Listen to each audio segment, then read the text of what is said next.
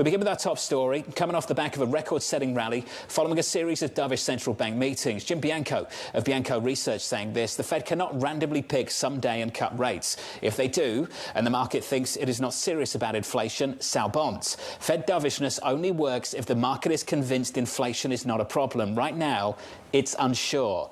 Jim joins us now for more. Jim, are you unsure? Yeah, I am. I mean, if you look at the markets, we've got the so-called everything rally, except one thing has not been rallying with the everything rally, and that's been the bond market. It has been kind of meandering, unchanged, especially if you go back to before the Fed meeting. It hears the Fed wants to cut rates. It looks at the data. It sees stronger data, higher inflation expectations. It also sees the Fed upgrading its inflation and economic growth forecasts. And I think it's wondering, is this a good idea for the Fed to be cutting rates? Because if they're not careful, they could cut rates. And if the bond market's thinking that they're unserious about inflation, we could wind up with higher yields, not lower yields. I think that's what we saw last summer. When the Fed stopped raising rates on July 26th, the market was worried it was unserious about inflation. We were at 390 on the 10-year note. 90 days later, we were over 5%. Before it started to really believe that the inflation numbers were coming down. You said last year that disinflation was transitory. Jim, you said that. You came out very early on and said it. I wonder, Jim, what you saw at the time that led you to believe so. Just looking at the data, you're right. I mean, I was looking at headline CPI, and it has bottomed June of 2023 at 3%. And if you look at the data going forward from here, especially the March data should be very strong. And you're probably not going to be below 3% until the fall, if not the earliest, unless price of crude oil collapses down to $50. Then you'll get there. But short of that, you're not going to be below 3%.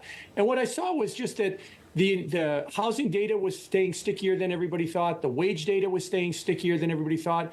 And in oil and energy prices, which matters for headline CPI, was also not really declining to the extreme that everybody wants. And I think that's still the case as we move forward. When is it going to be something that the bond market wakes up to? Because right now it hasn't been a material sell-off. And frankly, bonds have handled this pretty well.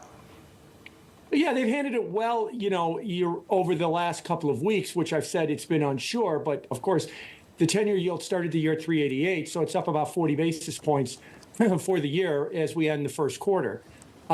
The other problem, or the other issue in the bond market, is everybody's bullish. Everybody thinks that Bloomberg had a story basically about, we're back in the curve steepening trade again. Everybody's losing money in that trade, but don't worry, it's going to be a good trade to wind up making. And that's really what the bond market is dealing with, is a lot of bullishness right now, but data that is not supporting it. So it's going to take some time. And I think if the data continues to come in stronger than expected and the inflation data stays hotter than expected, the bond market will eventually turn towards higher yields. Well, this is really something that we were talking about with Sanal Desai, and she said that she still likes duration, actually. And the reason why is just because of the wall of money. And it's clear that there's so much liquidity in the system that's got to go somewhere, and the ball of money is just going into every risk asset as well as bonds.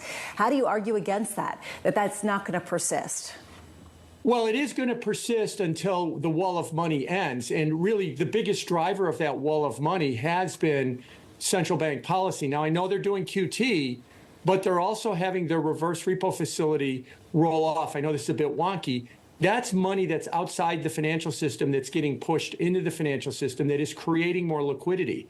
That's within a couple of weeks to a month of ending. And then all of a sudden, I think the liquidity situation in the bond market or in financial markets generally is going to start to turn lower. And that wall of money is really going towards where it's treated the best, and that's cash. It's, we've seen $1.5 trillion go into money market funds, and they just keep booming to new highs. And why shouldn't they? They're the highest point in the yield curve. And that forward-looking thinker, Tom Keene, has now got a quadruple levered cash fund. And so I think he's got the right idea when it comes to where you should be. That's right. He had his European tour last week celebrating. Jim Bianco of Bianco Research. Jim, it's good to catch up, buddy, as always. Just to recap some breaking news, if you are just joining